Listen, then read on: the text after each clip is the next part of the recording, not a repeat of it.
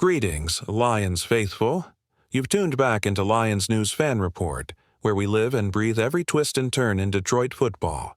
If you're as hungry for updates as I am, do me a favor. Smash that like button, subscribe to Lions News Fan Report, and ring the notification bell so you never miss a beat. Now, lean in close because today's topic is sending ripples through Allen Park. Word on the street is that one of our defensive stalwarts might be shown the door.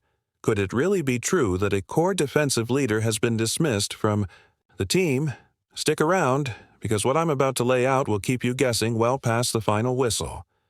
Rumors first ignited when an unexpected absence at voluntary OTAs turned heads. No, it wasn't the usual suspects rehabbing from injuries.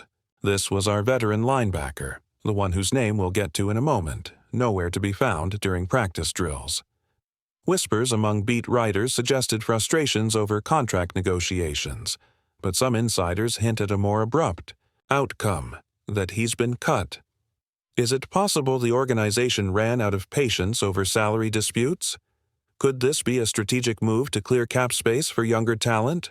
The timing feels especially ominous as rookies and second-year players are jostling for reps. So let's unpack what might be behind this seismic shakeup. Imagine a player who embodied stability in the heart of our defense. Someone who rallied the linebacking core through thick and thin. He signed a deal that looked reasonable when he arrived, but by now, the linebacker market has soared, and his cap hit no longer matched his impact, or so the front office might argue. Final year contract, no guarantees, and a salary that ranks below many peers. Those bullets painted a picture of a mismatch. Yet, can a veteran who led the team in tackles one season really be expendable? His numbers were solid. Over 100 tackles, multiple pass breakups, and enough flashes of playmaking to earn Pro Bowl recognition as an alternate. In other words, he wasn't just filling a roster spot.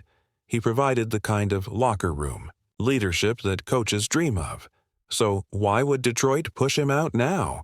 Dig a little deeper, and you'll find that this player skipped voluntary practices, officially citing contract frustrations.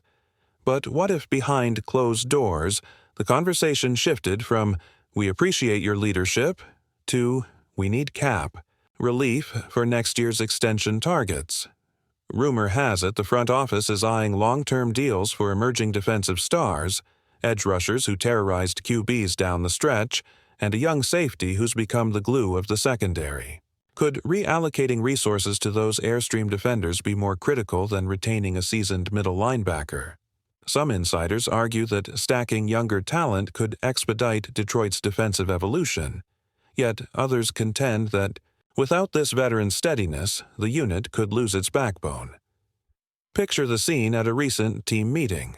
Coaches delicately praising his past contributions while steering conversations toward the future. One scout allegedly texted a reporter, "You'll see an announcement any day now." But then, radio silence. Fans on social media have mixed reactions. Some lament that Detroit would sacrifice experience at the altar of budgeting. Others argue that young players have earned their stripes and deserve the Lions' share of snaps. You'll spot passionate takes across X and Facebook. This is a mistake. You don't undervalue a proven tackler. Meanwhile, a counterpoint emerges. Welcome to the salary cap era. You've got to make tough calls. The debate mirrors a larger question. Does loyalty to a veteran weigh on the same scale as dollar signs under the salary cap? Let's rewind to last season. Remember when our defense looked porous in early games? It wasn't until this linebacker plugged gaps in Week 3, guided younger teammates through blitz pickups, and guaranteed a fourth-quarter stand that things turned around. His presence mattered on critical third-down stops and in organizing the defensive alignment pre-snap. That same player suffered a mid-season forearm injury but returned to finish the year strong, piling up tackles and reminding everyone why he earned captain stripes. Could Detroit now be throwing away that reliability for budget flexibility? It sounds counterintuitive until you realize that every roster has its breaking point between evaluation and payroll. And what about the ripple effect on the depth chart? If this vet truly is gone, who steps into those shoes? A second-year linebacker. With minimal game reps, a rookie fresh off the board, Coach Campbell's defensive schemes thrive on communication and instinct, traits often honed over seasons of snapping load-bearing calls. Could an untested fill-in replicate that on-the-fly intelligence? Some analysts predict fluctuating linebacker play could erode defensive consistency early in the season, making our pass rush less lethal as QBs exploit newfound seams. Is it possible Detroit is willing to take that gamble, believing their young D linemen will compensate? Only time will tell. Off the field, whispers hint at friction between the player's agent and front office execs, text exchanges gone cold, meetings postponed, and ultimatums exchanged. At one point, a message leaked implying the organization offered a short-term prove-it deal, but our man declined, expecting full veteran compensation. From there, tensions escalated behind closed doors, painting a narrative where an impasse becomes irreparable. Could it be that neither side blinked, leading to an impasse culminating in a swift release? Fans are divided. Do you root for the underdog who stuck to his guns, or respect the team's business, first stance? Such grist for heated discussion has Lions Nation ablaze. Before we wrap up this first half, let's reflect. Releasing a longtime starter would send shockwaves through the locker room ethos.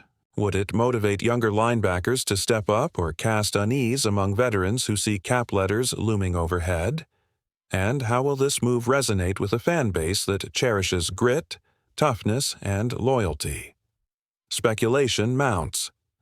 Will the announcements come via a terse press release or a personalized video message thanking him for his service? And could a surprise trade back to a former team be in the cards down the line? The possibilities are endless, so as OTAs wind down, keep your eyes peeled. We might soon hear that this defensive mainstay is no longer wearing Honolulu blue. Could this bold, budget-driven maneuver ultimately pay off? Only the fall will reveal the truth. Curious minds want to know, what's your take on this rumored cut? Drop your thoughts below. Lions News Fan Report wants to hear from you. Now, let's not overlook the salary cap ramifications. Cutting Anzalone reportedly frees up around $2 million in cap space, money that could be redirected to re-sign core pieces like our rising edge rusher or to secure a key slot corner. Could Detroit be orchestrating a strategic reallocation, shedding a veteran contract to ensure they don't lose emerging stars to free agency?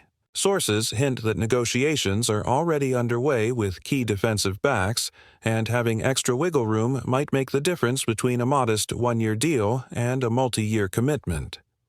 In that light, letting Anzalone go might be less about his performance and more about preserving the broader defensive identity. There is, of course, the intangible factor of locker room leadership. Anzalone wasn't just another name on a team sheet. He was often seen rallying guys during practice, leading walkthroughs and smoothing over tense moments when things got heated. Team captains like C.J. Gardner-Johnson reportedly looked to him as a sounding board, especially during last season's midseason slide. With him gone, who will fill that mentorship void? Some teammates believe third-year linebacker Bryson Young is already stepping up, filming after-practice sessions with rookies to refine their tackling angles.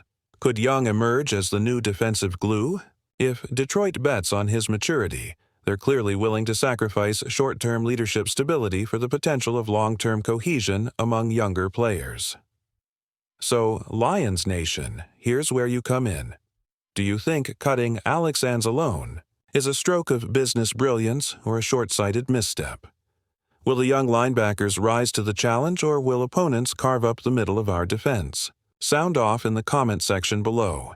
Your voice matters as the season approaches. If you're as fired up about this move as I am, hit that thumbs up and share your hot takes.